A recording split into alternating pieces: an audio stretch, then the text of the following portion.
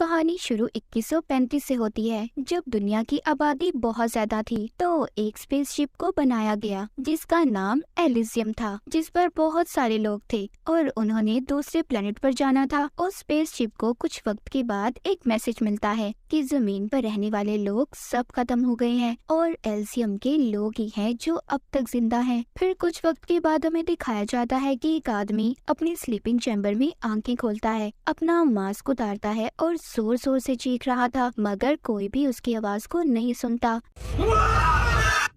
जिस चैम्बर में वो सो रहा था उस पर उसका नाम वॉर लिखा हुआ था। फिर उसको आहिस्ता आहिस्ता होश आता है। वो अपने जिस्म से लगी हुई तारों को निकालता है, पर उस आदमी को कुछ भी याद नहीं था कि वो कैसे आया और कौन है। वहाँ पर लाइट भी नहीं थी। वो एक फ्लैश लाइट लेकर अपने एक साथी के चैम्बर के पास जाता है, उसके स्लीपिंग चैम्बर को खोलने की कोशिश करता है, पर वो भी नहीं खुलता। वो अपना यूनिफॉर्म पहनकर कैप्टन के चैम्बर तक जाने की कोशिश करता है, वो भी नहीं खुल रहा था। फिर वो एक रॉड लेकर उसे जोर जोर से मारता है। तभी अचानक से बिजली तेज हो गई थी और उसका साथी जिसका नाम पेटन था, उसका स्लीपिंग चैम्बर भी खुल जाता है। पर दोनों को कुछ भी याद नहीं था कि वो कौन लोग हैं और क्यों इस स्लीपिंग चैम्बर में थे, इनका मिशन क्या है। अब वो दोनों अपना मैसेज भेजने की कोशिश करते हैं। उनके हाथ पर 5 नंबर जैसा कुछ लिखा हुआ था, मतलब वो ग्रुप 5 के थे। वो नहीं जानते थे कि उनके बाकी साथी कहाँ पर हैं। तभी उनको ऊपर से कुछ आवाजें आती हैं और उस आवाज का पीछा करता हुआ ऊपर की तरफ जाता है, जबकि पेटन उसको जाता कंप्यूटर में देख रहा था। मगर जैसे ही वो ऊपर जाता है उसका सांस बंद हो रहा था। जब बॉर चेक करने के लिए लाइट जलाता है, वहाँ पर उनके तीसरे साथी की लाश पड़ी थी, जिसे देखकर ऐसा लग रहा था कि वो काफी साल पहले यहाँ पर मरा होगा। बॉर उससे डरकर नीचे की तरफ गिर जाता है।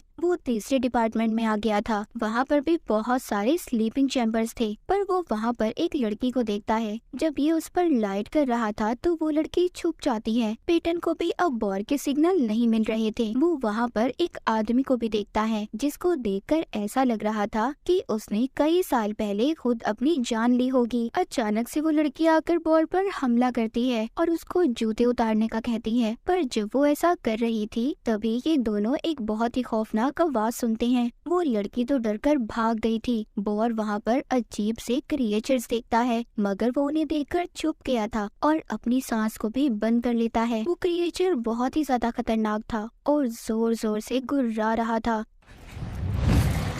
तभी सिग्नल्स भी मिल जाते हैं और पेटन जोर से बॉर को आवाज लगाता है, पर यही आवाज क्रिएचर भी सुन लेता है और वो बॉर पर हमला कर देता है। पर किसी तरह बॉर उससे बच निकला था और अपने साथी पेटन से कहता है कि हमें रेस्क्यू टीम को जल्दी बुलाना होगा। वो इसको कहता है कि इस एलिजियम शिप को इसलिए डिजाइन नहीं किया गया कि हम इसको वापस ले जाएं। इसमें 60,000 लोग एक प्लेनेट पर जाने के लिए निकले थे, अब ये तो वहीं पर जाकर ही रुकेगा। तभी बॉर को कुछ पुरानी यादें याद आती हैं कि जब वो बहुत छोटा था और अपने माँ बाप के साथ टीवी देख रहा था, जिसमें बताया जा रहा था कि एक प्लेनेट पर लोगों को भेजा जाएगा जहाँ पर पेड़ पौधे हवा पानी सब कुछ बहुत अच्छा है और उनको एलिजियम शिप पर भेजा जाएगा। तभी उसको अपनी बीवी भी याद आती है। वो सोचता है अगर वो भी इस शिप पर है तो मुझे उसको बचाना होगा। पर पेटन जो उससे राब्ते में था उसे कहता है शांत हो जाओ, हमें सबसे पहले इस शिप को बचाना होगा, बाकी का काम हम बाद में करेंगे। जब बॉर स्पेस शिप के रिएक्टर को स्टार्ट करने जाता है तो उसे डर लग रहा था। वो सोचता है कि कहीं उसे कुछ हो ना जाए, इसीलिए डर से वो अपना ध्यान दूसरी तरफ बातों में लगाने की कोशिश करता है। तभी वो एक आदमी को देखता है जो बहुत वक्त पहले से होश में आ गया था। बॉर उसके बाजू पर देखता है जिस पर नंबर 6 लिखा हुआ था। इसको समझ आ जाती है कि ये ग्रुप 6 का आदमी है। वो आदमी अपने जिस्म पर कुछ लिक्विड जैसा लगा लेता है ताकि क्रिएचर उसको ना सूंघ सके। तभी उन्हें क्रिएचर्स की आवाज आती है। अब वो दोनों छुपने की कोशिश करते हैं। तभी वहाँ से बॉर नीचे गिरने वाला था, पर एक रस्सी को पकड़कर बच जाता है। उसका ट्रांसमीटर भी टूट गया था, जिससे वो पेटन से राब्ते में था। उनका राब्ता भी अब खत्म हो चुका था। क्रिएचर्स उस पर फिर से हमला कर देते हैं, लेकिन एक आदमी आकर बॉर को बचा लेता है। उसके हाथ पर भी नंबर लिखे हुए थे, जिससे पता चलता है कि वो किसी दूसरे कंपार्टमेंट से था। ये दोनों अब खाने वाले एरिया में जाते हैं, जहाँ पर वो लड़की जिसने पहले भी बॉर पर हमला किया था, वो इन दोनों पर दोबारा से हमला कर देती है। यहाँ पर इनको फिर से क्रिएचर्स की आवाज आ रही थी। इस लड़की का नाम नाडिया था। वो कहती है कि रिएक्टर रूम बहुत खतरनाक है और जो भी इंसान वहाँ पर गया जिंदा कभी वापस नहीं आया। बॉर कहता है जो भी है पर हमें खतरा उठाना होगा, हमने अपनी स्पेसशिप को बचाना है। नाडिया को भी बॉर पर यकीन हो रहा था। वो यहाँ पर बताती है कि मैं 6 महीने पहले अपने स्लीपिंग चैम्बर से बाहर आ गई थी। नाडिया यहाँ पर अपना हाथ रखती है तो एक दरवाजा खुलता है। ये उस कमरे में जाते हैं जो काफी रोशन था। नाडिया बताती है कि इस हिस्से में मैं अपने साथियों के साथ रहती थी। मैंने बहुत से पौधों और जानवरों के सेल्स को जमा किया था ताकि जिस प्लेनेट पर हम जा रहे हैं उधर जाकर एक अच्छी जिंदगी गुजार सकें। तभी बॉर को याद आता है कि उस प्लेनेट तक पहुंचने के लिए उन्हें 123 साल लगेंगे। नाडिया उसको खाने के लिए कुछ देती है और कहती है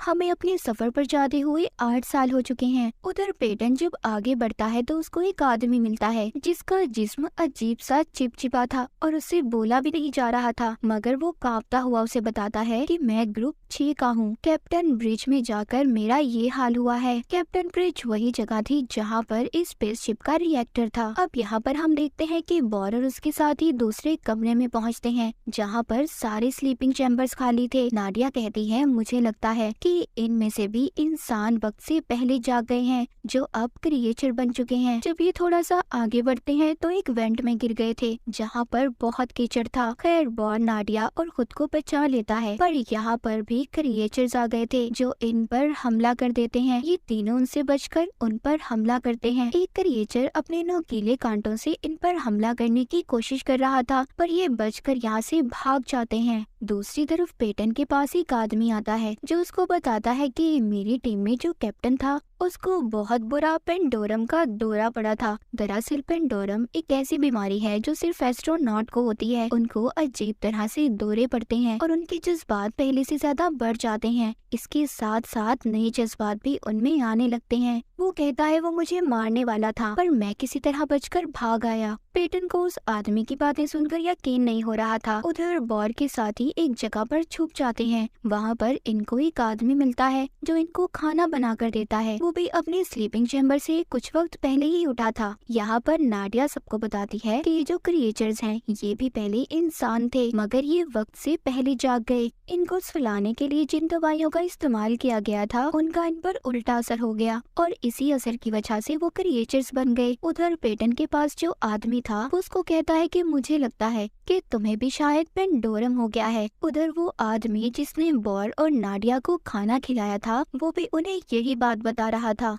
वो आदमी पेटन को बताता है कि कई साल तक सब स्लीपिंग चैम्बर में थे और काफी सालों तक सोते रहे पर हमारे कैप्टन बदलते रहते थे। लेकिन जब ग्रुप 4 की बारी आई तो हमें जमीन से आखिरी मैसेज मिला कि जमीन पर सब कुछ खत्म हो गया है। यहाँ पूरे सोलर सिस्टम में इंसान सिर्फ एल्सियम शिप पर ही जिंदा हैं। ये सुनकर स्पेसशिप में भगदड़ मच गई और मैंने अपने सभी साथियों को मार दिया। कुछ देर के बाद मैं बोर हो गया और फिर लोगों को जगाकर मैं चैम्बर से बाहर लाने लगा पर बहुत जल्दी मैं इन चीजों से भी बोर हो गया और फिर मैं अपने स्लीपिंग चैम्बर में चला गया और इंसान वक्त से पहले जाग गए थे। वो सभी क्रिएचर्स बन गए जिससे सारा शिप बुराइयों से भर गया। उधर बॉर और उसके साथी भी बेहोश हो गए थे क्योंकि जिस आदमी ने उन्हें खाना खिलाया था उसने बेहोशी की दवा मिला दी थी। पेटन को भी पेंडोरम के दौरे पड़ रहे थे। उधर जब बॉर और उसके साथियों को होश आता है तो वो उल्टा लटके हुए थे। वो आदमी जिसने इन्हें खाना खिलाया था वो कहता है कि मैं तुम्हें मार दूंगा। बॉर कहता है कि अगर तुम हमें ऐसे मार दोगे हम फिर स्पेसशिप को कभी ठीक नहीं कर सकते जिससे हम सभी यहाँ पर फंसकर मर जाएंगे और तुम भी मर जाओगे। ये सुनकर वो आदमी बॉर और उसके साथियों को छोड़ देता है। बॉर और उसकी टीम अब आगे बढ़ते हैं। बॉर राब्ता करके पेटन से कहता है हमें जल्दी रिएक्टर को चलाना होगा, हमारे पास सिर्फ 47 मिनट हैं। अब ये अपनी मंजिल की तरफ बढ़ रहे थे।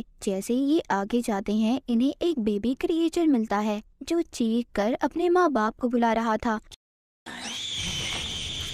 क्योंकि अब उन क्रिएचर्स ने बच्चे पैदा करना भी शुरू कर दिए थे। उधर वो आदमी जो पेटन के पास था कहता है तुम्हारा साथी बॉर कभी भी रिएक्टर को स्टार्ट नहीं कर सकता, क्योंकि जब वो स्लीपिंग चैम्बर में था तो उसने अपनी सारी महारतों को खो दिया था। पेटन उस आदमी से कहता है तुम चुप रहो, बहुत जल्दी बॉर रिएक्टर को चला लेगा। जब बॉर अपने साथियों के साथ जा रहा था तभी वहाँ पर ये बहुत सारे चैम्बर्स को देखते हैं जो सभी खाली थे, मतलब इनमें से इंसान वक्त से पहले निकल आए थे। यहाँ इस जगह पर बहुत सारे क्रिएचर्स थे जो यहाँ पर बिजली के शॉक को महसूस करके बड़े ही आराम से सो रहे थे। तभी अचानक से एक क्रिएचर जाग जाता है, पर बाद में खुद ही सो गया था। बॉर आहिस्ता आहिस्ता रिएक्टर को चलाने के लिए आगे जा रहा था, तभी वो पुल अचानक से टूट जाता है जिस पर बॉर चल रहा था और जाकर क्रिएचर के बीच में गिरता है। ये वहाँ पर क्रिएचर की बड़ी जिल्द को अपने जिस्म पर लपेट लेता है ताकि उन क्रिएचर्स को इंसानों की खुशबू न आए, पर गलती से वो आदमी जो बॉर को रास्ता दिखा रहा था उसकी लाइट क्रिएचर्स के दरमियान में गिर जाती है। सभी क्रिएचर्स जाग गए थे,